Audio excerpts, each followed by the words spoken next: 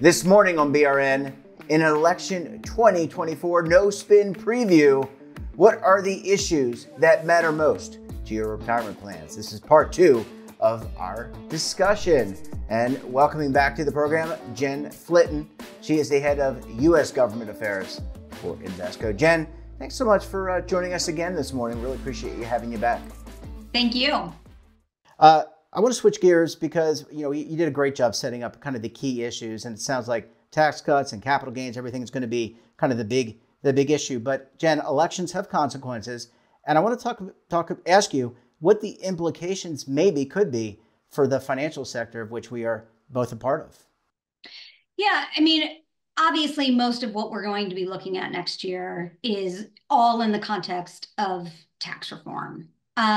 Personnel is policy, so we'll have to, see who wins this election in the roughly 35, 40 days from today. And then we'll start to have a conversation about who will be filling the cabinet. And so we'll know who's at Treasury and who's at the Department of Labor.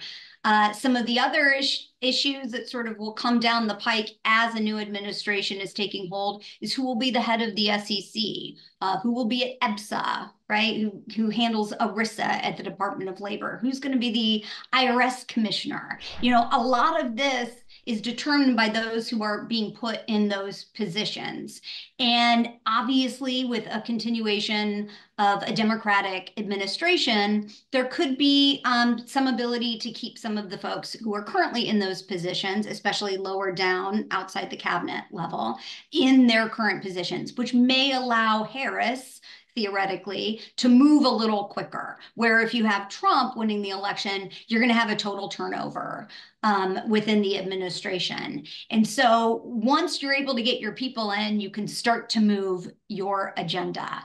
But Congress, of course, will organize fairly quickly in that January timeframe, and then they're going to get going. They already are. They're already organizing a lot of their priorities on both the left and the right, in the House and the Senate right now towards tax reform. And so as a financial services company and in the entire financial services arena, broker-dealers, bankers, credit unions, insurance, we're all getting our priorities ready, especially as it relates to tax reform, because oftentimes financial services in our industry and our clients can be subject to some of the tax changes. Sometimes we're the pay for. Sometimes we're being incentivized, but we have to wait and see what that makeup is going to look like, and then we start to advocate for our positions.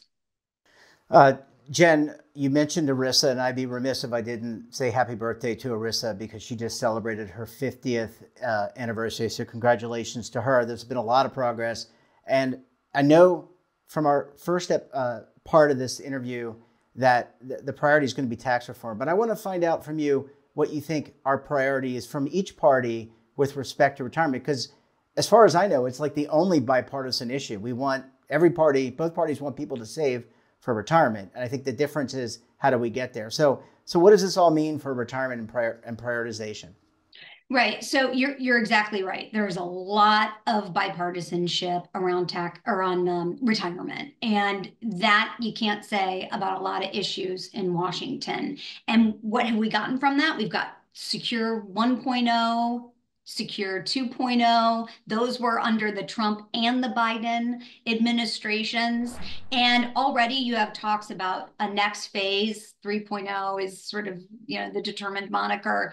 But some of the discussion there is really trying to capture those who weren't captured in the first or the second version, like the gig workers, those who are sort of underserved in the retirement ecosystem, who don't have access to product, who aren't accessing that product, but also those who are currently in the system, but aren't saving enough, right? So that auto escalation, that auto enrollment, or those who've opted out, how do we get to them to opt back in, once they've opted out? These are the questions that policymakers are asking themselves. How can they, and this may seem a little incremental, but how can they get to those who are underserved or not being served at all in the retirement ecosystem? Yeah, and I would also ask, would that include something like collective investment trusts in 403b plans, which to my knowledge has come up in various bills. It just didn't make it in the Secure 2.0, pulled out at the last minute. But those are examples of the incremental change you're talking about, creating parity across all the different code sections.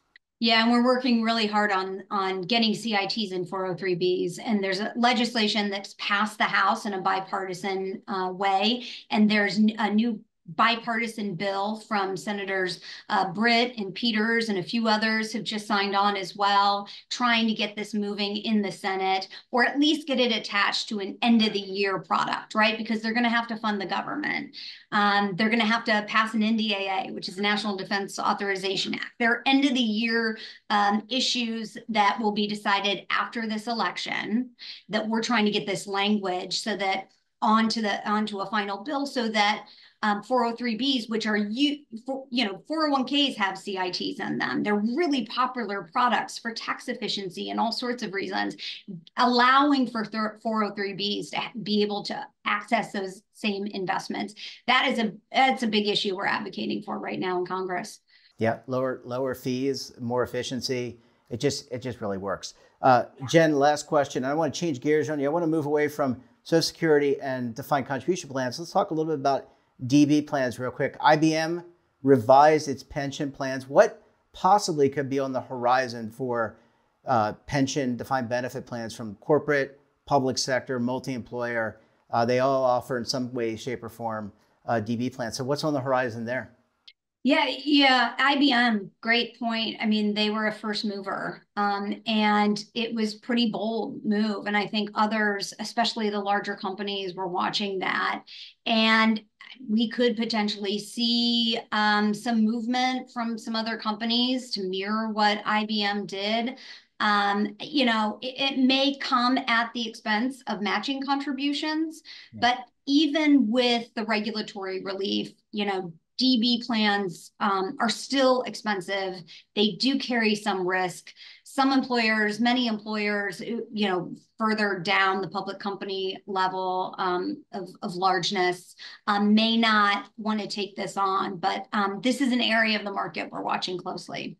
Yeah, there's a lot going on. Jen, retirement is a cool topic, and we're so happy to have you come on the program and help break down everything that's going on. Look. After the election is decided, whenever that may be, we'll bring you back and we'll talk more about what the path forward looks like. Jen, great to see you. Thanks for joining us, and we look forward to having you back on the program again very soon. Thanks so much. And don't forget to subscribe to our daily newsletter, The Morning Pulse, for all the news in one place. Details at our website. And we're back again tomorrow for another edition of BRN. Until then, I'm Jeff Snyder. Stay safe, keep on saving, and don't forget, roll with the changes.